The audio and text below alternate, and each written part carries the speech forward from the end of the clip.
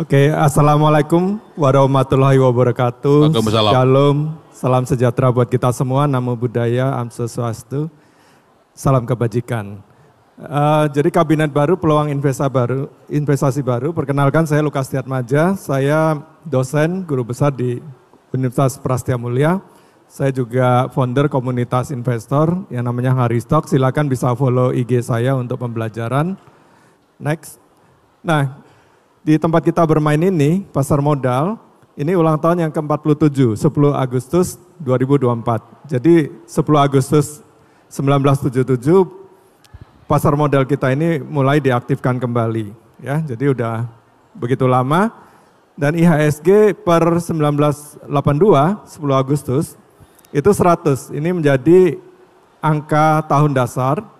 Waktu itu baru ada 13 emiten. Ya, 10 Agustus kemarin, IHSG 7544, sudah ada 934 emiten, jadi bertumbuhnya bagus sekali. Dan CAGR dari IHSG sendiri itu 10,8%. Jadi teman-teman investor yang pertumbuhan portofolio sahamnya itu kurang dari 10,8%, berarti Anda mainnya kurang jauh, belajarnya kurang rajin. Ya. Kalah sama IHSG.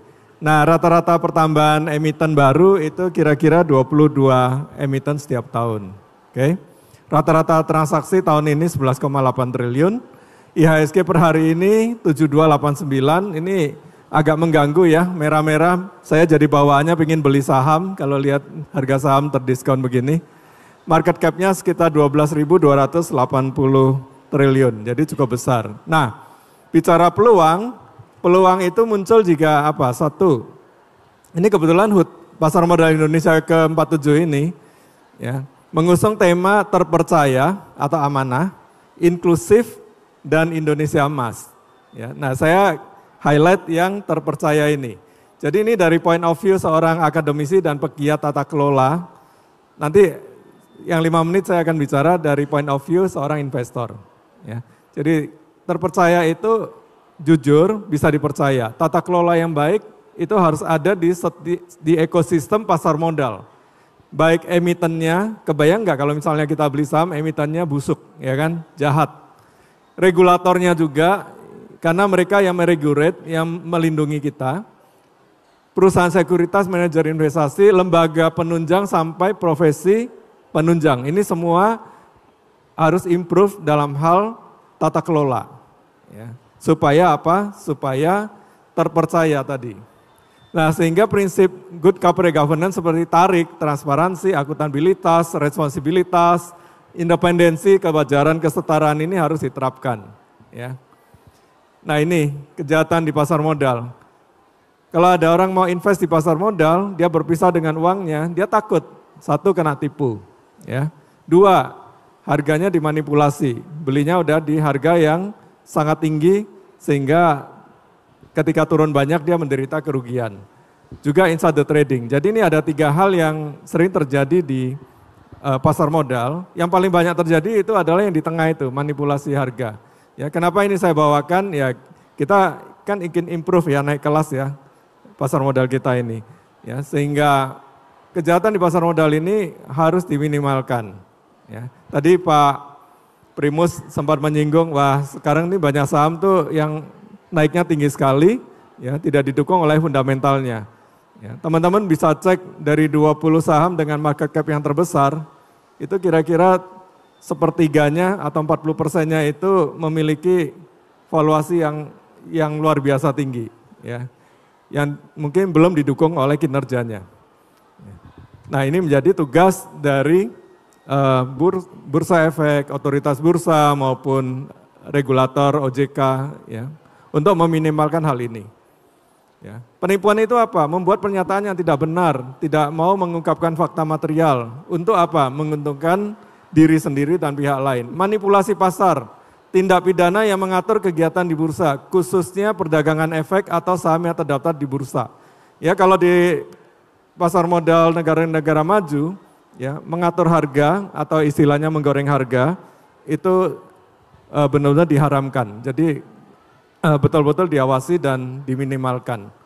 Nah, Pak Jokowi sendiri tahun 2020 itu pernah mengatakan ya, untuk membangun trust Pak Jokowi bilang hentikan praktek goreng-gorengan saham. Ya, beliau mengingatkan sampai 2 kali, tahun 2020 dan tahun 2023. Insider trading ini adalah perdagangan efek yang dilakukan oleh orang dalam perusahaan berdasarkan informasi orang dalam. Ini juga tidak mengikuti prinsip tadi, kewajaran dan kesetaraan tadi itu. Jadi kalau di bursa itu pengawasannya buruk, ya, terjadi 3 hal tadi itu, Anda itu seperti apa? Berburu di rimba, ya, yang penuh bahaya, predator ground seperti ini. Ya. Nah ini yang kita tidak mau kan? Ya, orang akan makin takut untuk berinvestasi di pasar modal. Ini sekarang dari point of view seorang investor, jadi peluang itu muncul dari kebijakan dan program pemerintah baru. Tadi udah dijelaskan banyak oleh Prof. Dian. Ya. Nah, kalau saya melihatnya ini ada program quick win dari pemerintah, biasanya disebut program 100 hari. Ya. Cukup banyak, tapi di sini yang biasanya kita perhatikan pertama tentunya MBG ya, makan bergizi gratis. Ini ada anggaran 71 triliun untuk 2025 ini. Kemudian juga ada cek kesehatan gratis nih. Mulai 2025 katanya kalau Anda ulang tahun itu bisa mendapatkan fasilitas cek kesehatan gratis. Idenya ini kalau orang didiagnosis kan dia akan ketahuan lebih awal penyakitnya. 3,2 triliun. Kemudian pembangunan fasilitas sekolah dan kesehatan 22 triliun. Nah tentunya anggaran ini akan bisa mensupport sektor-sektor yang menarik buat teman-teman investor. Yang menarik lagi adalah ini Danantara, ya. Jadi nanti kita bakal punya super holding, ya. Nanti kalau Pak Prabowo pulang nih mau diresmikan nih Pak Danantara ini. Bakal ada Danantara. Ya, apa yakin? Ya, sebentar lagi akan diresmikan oleh Pak Prabowo. Nah, di dalamnya so far ini udah ada Himbara, tambah Telkom, Pertamina, PLN, Min ID. Nantinya, ya. INA, pernah dengar ya, Indonesia Investment Authority, ini akan dikonsolidasikan ke BP Danantara ini. Ya, jadi tujuan utamanya adalah untuk mengelola aset dan dana investasi, jumlahnya luar biasa, 9.480 triliun, serta memperkuat daya tarik Indonesia di mata investor. Jadi ini juga nantinya akan bagus menurut saya ya, meski jangkanya agak panjang, karena nantinya dana kita ini, ibaratnya gini gampangnya kalau Danantara itu, negara punya tabungan, ya tabungannya itu dimanfaatkan. Ya. Kalau di Singapura misalnya Temasek ya, dan sebagainya. Ya. Mungkin yang Anda kenal dengan bisa dipercepat, Sovereign Wealth Fund. Bisa dipercepat Pak. Ya saya percepat. Kemudian juga ini yang agak long term ya, BPN siapkan program 3 juta rumah. Ya. Ini saya bilang long term karena 3 juta rumah 1 tahun ini tidak murah ya, mungkin butuh dana 400-an triliun setiap tahunnya. Tapi ini dampak jangka panjangnya menurut saya positif, jadi sektor ini. Nah ini juga yang suka saham batu bara, ini yang kita tunggu nih ya, MIP ya, aturan mitra instansi pengelola batu bara ini juga menjadi menarik kalau seandainya nanti udah ditandatangani oleh Presiden. Kita nggak tahu kapan. Kemudian kita tahu bahwa kebijakan Pak Prabowo ini kan ada 3 sebenarnya. 1, swasembada pangan, 2, swasembada energi, dan yang ketiga hilirisasi. Ya, swasembada energi ini menjadi katalis positif juga ya, saya melihat baik secara jangka menengah maupun panjang, ya, bisa dari saham batubara hingga saham mineral. Ini juga ya, tadi swasembada energi ini biodiesel rencananya tahun 2025 itu B40 dan akan lanjut ke B50. Tentunya ini membawa dampak positif untuk komoditas. Nah terakhir ini slide tambahan ya, karena kemarin ternyata di luar dugaan juga ya, tapi banyak menduga juga sih Trump akan menang ya ini. Walaupun sebenarnya menangnya tipis-tipis nih di beberapa negara bagian yang dianggap ketat ya. Contohnya di Wisconsin, dulu saya belajar di sana, itu menangnya cuma kurang dari 20.000 suara itu. Ya. Tapi beliau menang dan tentunya yang dampak buat kita apa? Ya, 1 biasanya ya Trump ini karena dia udah pernah jadi presiden kita jadi tahu kan track recordnya. 1 perang dagang nih bakal berlanjut. Ya. Tarif impor umum biasanya 10%, buat China 60%. Ya. Jadi ini memang Trump ini suka berantem sama China. Ya. buat mobil 100%. Nah ini pasti dampak negatifnya ke ekonomi China. Ya, nah kalau ekonomi China kena, kita juga pasti kena, ya, karena kita ini kan mitra dagangnya China, ya itu satu. Makanya nih indeks tuh dari kemarin merah terus nih setelah Trump menang. Dulu 2016 waktu Trump menang juga merah terus, ya saham-saham bank pada rontok. Yang kedua meningkatkan produksi migas nih. Makanya kemarin tuh saham-saham migas tuh pada turun semua kan, Medco lah, Elsa lah. Ya, karena dia mau meningkatkan supply sehingga harga komoditi cenderung flat atau turun. Terus Trump ini kebalikannya Biden kan, dia mencabut kebijakan EV. Ya, jadi yang green ini agak terhambat, meningkatkan daya beli masyarakat Amerika Serikat nih. Nah akibatnya apa? Ya, ini makanya kemarin kenapa indeksnya di Amerika pada naik nih Pak. Ya, karena Trump itu kebijakannya memang meningkatkan daya beli masyarakat. Akibatnya nanti apa? Inflasi akan tetap tinggi. Suku bunga cenderung hawkish ya, Fed nanti. Cenderung suku bunga tetap tinggi. Itulah sebabnya kenapa kemarin properti pada turun kan harganya kan. Ya. Mulai dari BSTE ya turun banyak dan sebagainya. Nah mata uang dolar akan menguat karena suku bunga AS tetap tinggi menjadi daya tarik kan ya. Ini perang dagang ya tarif tinggi itu juga membuat dolar akan menguat ya ini. Dolar menguat itu bad news buat kita karena manufaktur kita terutama itu kan lebih banyak menggunakan barang-barang impor ya. Makanya jangan Pak Jokowi itu kan kandungan dalam negeri 40% itu kan di support. Nah yang terakhir adalah Trump ini kan kalau kita bilang itu kayak cowboy gitu loh. Ya kadang-kadang sangat unpredictable dia punya kebijakan gitu. Ya, itu yang membuat ketidakpastian di pasar keuangan nanti akan meningkat. Ya, kita udah alami selama 5 tahun itu, ya. Itu volatilitas di bursa itu akan semakin tinggi. Nah, tapi tentunya jangan khawatir ya. Pak Lo aja ini udah pernah ngalamin masa-masa susah ya, sampai hari ini tambah kaya aja gitu kan ya.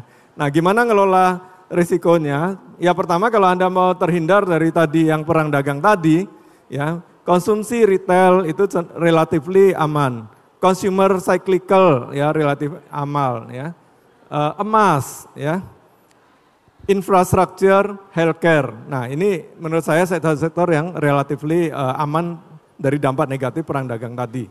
Terakhir risk management, ya jangan pernah jadi investor bajak laut yang matanya cuma satu, hanya bisa mencari return lupa dengan risiko. Yang pertama selalu yang diajarkan Pak Lo, jangan beli kucing dalam karung. Bahasa Inggrisnya buy what you know what you buy. Selalu kenali apa yang Anda beli. Kedua adalah Pak Lo juga sering menerapkan buy at the dip ya. Jadi beli ketika harganya udah turun. Justru kalau harga turun itu menjadi peluang, bukan cut loss ya. Beli itu bukan saat lagi naik tinggi. Beli itu pada saat harga turun banyak, kita cek apakah ini punya potensi untuk rebound.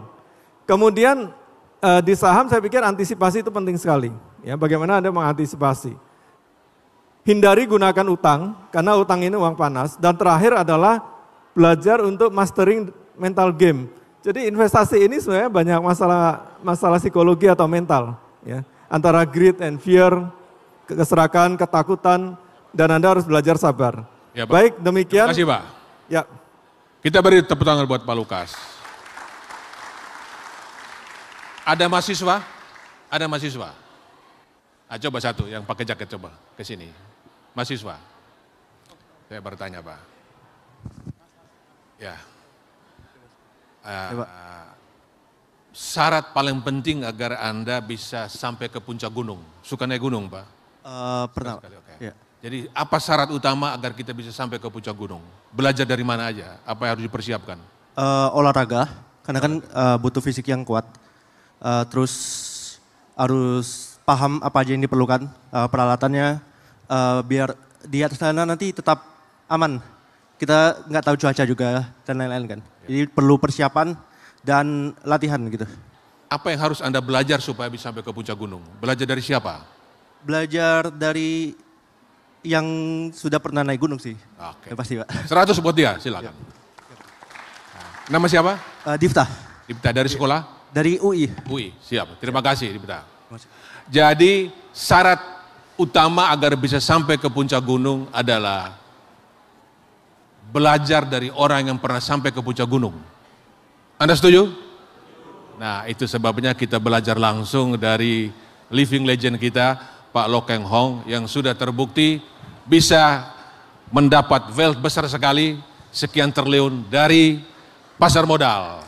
Nah, dan Pak Loh Keng Hong mengatakan bahwa harta karun bukan di dasar laut,